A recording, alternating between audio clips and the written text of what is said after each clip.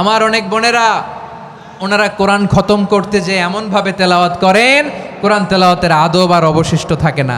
আমরা তার তিলের সাথে তেলাওয়াত করব, যেমনটি আমি পড়ে শোনালাম। বিষ্ণু ইসলাম প্রতি আয়াত শেষে থামতেন, টেনে টেনে পড়তেন, তার তিলের সাথে পড়তেন, সুর করে পড়তেন। মানলাম ইয়াতাগান্না বিল কোরআন ফালাইসা মিন্না, যে সুর করে কোরআন পড়ে না সে আমার উম্মত হতে পারে। জাইনুল কোরআন বিআসওয়াতিকুম, বিষ্ণু বলেন সুর করে কোরআন পড়বা। অনেকে কোরআনের খতম তুলবার জন্য কোরআনরে একেবারে খতম করে দেয়, এরকম আছে না নাই? কোরআনের খতম তোলার জন্য কোরআনরে কি করে? একেবারে খতম করে দেয় না। আপনি ধীরস্থিরভাবে পড়ে যদি খতম দিতে পারেন মাশাআল্লাহ, না পারলে যতটুকু পারেন পড়বেন, এরপর অনুবাদ পড়ার চেষ্টা করবেন, তাফসির পড়ার চেষ্টা করবেন। এই রমাদানকে আপনি কোরআনময় করে তুলুন, কোরআনময় করে তুলুন 2025-এর রমাদান। এই হচ্ছে আজকের প্রোগ্রামের স্লোগান। জোরে বলেন ঠিক কিনা? কোরআনময় করতে রাজি আছেন? কোরআন তেলাওয়াত করতে রাজি আছেন? আমার প্রিয় ভাইরা, ধীরস্থিরভাবে কোরআন তেলাওয়াত করুন, তাড়াহুড়ো করে নয়।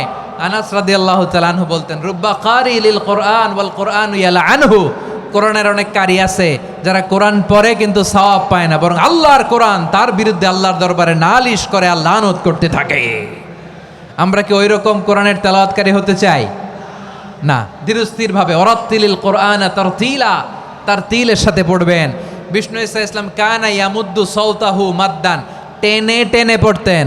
আলহামদুলিল্লাহি রাব্বিল আলামিন আর রহমানির রহিম মালিকি ইয়াউমিদ্দিন ইয়্যাকা না'বুদু ওয়া ইয়্যাকা নাস্তাঈন ইহদিনাস সিরাতাল মুস্তাকিম সিরাতাল লাযীনা আন'আমতা আলাইহিম গায়রিল মাগদুবি আলাইহিম ওয়ালাদ-দাল্লিন। পড়েন আমিন।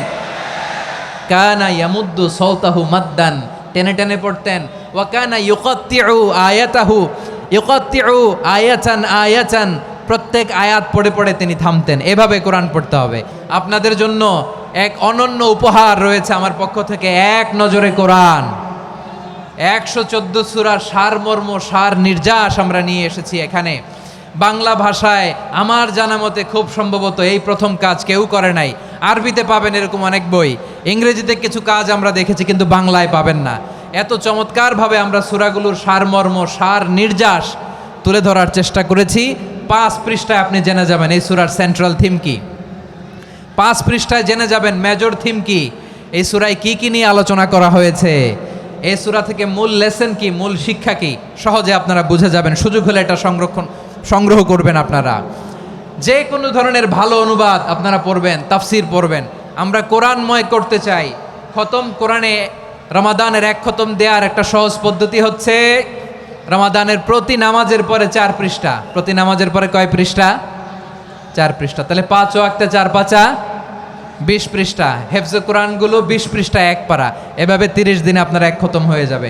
আমরা যেন তার তিলের সাথে বিশুদ্ধভাবে কোরআন তেলাওয়াত করতে পারি, আল্লাহ তৌফিক দান করুক। পড়ে না আমিন। 2 নাম্বার করণীয়, ধীরস্থিরভাবে তারাবির সালাতগুলো যেন আমরা আদায় করি।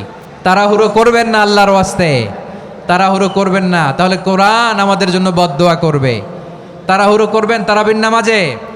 তারাবির নামাজ সালাতুত তারাবিহ মানে বিশ্রামের নামাজ, আর আমরা পড়ি সলাতুল কিতার, রেলগাড়ির মতো নামাজ। চিল্লায় বলেন ঠিক কি না? না, এরকম করবেন না। ইমাম সাহেবদেরকে আশ্বস্ত করুন যে ইমাম সাহেবরা আমরা পিছনে আসি আপনাদের সাথে, আপনি আস্তে আস্তে পড়েন, তার তিলের সাথে পড়েন, ধীরস্থিরভাবে তারাবির সালাত পড়বেন। সারা বছর এই সুযোগ হয় না দাঁড়িয়ে কোরআন শোনার, এরকম আয়োজন ব্যবস্থাপনা সারা বছর আর আমরা পাই বলেন তো? না। তারাবির সালাতের রাকাত বিতর্ক এড়িয়ে চলুন। রাকাত নিয়ে বিতর্ক করবেন না। 8 রাকাত 20 রাকাত নিয়ে যে মারামারি এই দেশে, এটা শয়তানের ফন্দি। চিল্লায় বলেন এটা কার ফন্দি? আমরা 20 রাকাত পড়ি, আপনারা হয়তো 8 রাকাত পড়েন, কোনো অসুবিধা নাই। আমরা যারা 20 রাকাত আমরা পড়তেছি, আমরা 20 রাকাতের কথাই বলি। 20 রাকাত আমরা পড়বো আজীবন।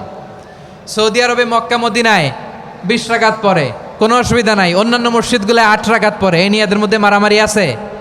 হ্যাঁ। আর এই জন্য রাকাত বিতর্ক এড়িয়ে চলবেন। প্রিয় ভাইয়েরা, আপনার আমল আল্লাহর কাছে কবুল হবে সংখ্যার বিচারে না উত্তমতার বিচারে? বলেন তো, সংখ্যার বিচারে না উত্তমতার বিচারে? উত্তমতার বিচারে। কত চমৎকার ভাবে আপনি আল্লাহর সামনে দাঁড়াতে পারছেন এটা বিবেচ্য। রুকু সেজদাগুলো সুন্দরভাবে করবেন, রুকু থেকে সোজা হয়ে দাঁড়ানো ওয়াজিব, দুই সেজদার মাঝখানে সোজা হয়ে বসা ওয়াজিব। এই তাদিলুল আরকান বাদ দিলে হানাফি মাযহাব মতে সৌ সেজদা দিতে হবে, অন্য মাযহাব মতে নামাজই হবে না, আপনার নামাজই হবে না। এই জন্য ধীরস্থিরভাবে তারাবির সালাত যেন আমরা আদায় করি। পারা যাবে তো ইনশাআল্লাহ? আল্লাহর হাবিব বলেন তাসাহহারু ফা ইন্না ফিস সাহুরি বারাকা, তোমরা সাহারি খেও, কেননা সাহারির ভেতরে বরকত ঢুকায় দিয়েছে কে? একটা খেজুর, এক গ্লাস পানি খেলো সারা দিন আপনাকে তরতাজা রাখে কে? তো সাহারির জন্য যেহেতু উঠতেই হয়, সাহারি খাওয়ার আগে বা পরে 2 রাকাত 4 রাকাত তাহাজ্জুদ পড়া যাবে না? রব্বুল আলামিন বলেন ওয়ামিনাল লাইলি ফাতাহাজ্জাদ বিহি নাফিলাতান লাকা আসা আইয়াবআসাকা রাব্বুকা মাকামান মাহমুদা। ও নবী, রাতের কিছু অংশ সময় তাহাজ্জুদের সালাত আপনি আদায় করবেন, কারণ এই তাহাজ্জুদ হলো আপনার জন্য নাফিলাতাল লাক, অতিরিক্ত ফরজ। আপনাকে মাকামে মাহমুদে অধিষ্ঠিত করবে কে?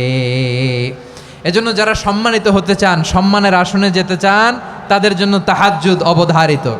আমরা রমজানে সাহারির আগে তাহাজ্জুদ পড়তে চাই কি চাই না?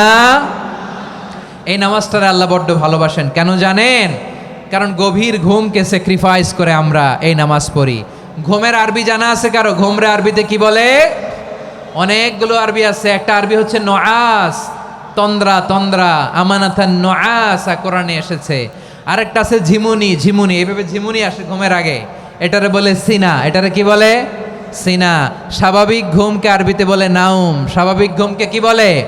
এই সিনা আর নাউমকে আল্লাহ এক আয়াতে এনেছেন, লা তাখুযুহু সিনাতু ওয়ালা নাউম। আল্লাহর তন্দ্রা নাই, ঘুম নাই, ঘুমের আগে যে তন্দ্রা আছে ওইটাও নাই। তাহলে নুআস, সিনা, নাউম পেলাম। আরেকটা ঘুমের আরবি হচ্ছে হুজুদ। চাঁপাইনবাবগঞ্জ আওয়াজ করে বলেন, আরেকটা ঘুমের আরবি কি? হুজুদ। এটা মাঝরাতের ঘুম, শেষ রাতের ঘুম, যেই ঘুমটা বড্ড মজা লাগে। কাঁথা টেনে টেনে, ব্ল্যাঙ্কেট টেনে টেনে আরেকটু ঘুমাইতে মন চায়, আরেকটু, আর 1 মিনিট, আর 2 মিনিট, এরকম একটা মজার ঘুম শেষ রাতে আছে না নাই? এই শেষ রাতের ঘুম, এই হুজুদের ঘুমকে স্যাক্রিফাইস করে যেই সালাত পড়া হয়, ওই সালাতের আরবি নাম হচ্ছে সলাতুল হুজুদ বা সলাতুত তাহাজ্জুদ। চিল্লায় বলেন আল্লাহু আকবার। এজন্য আল্লাহ তাআলা তাহাজ্জুদের সালাতকে এত পছন্দ করেন। পড়বেন তো রমাদানে?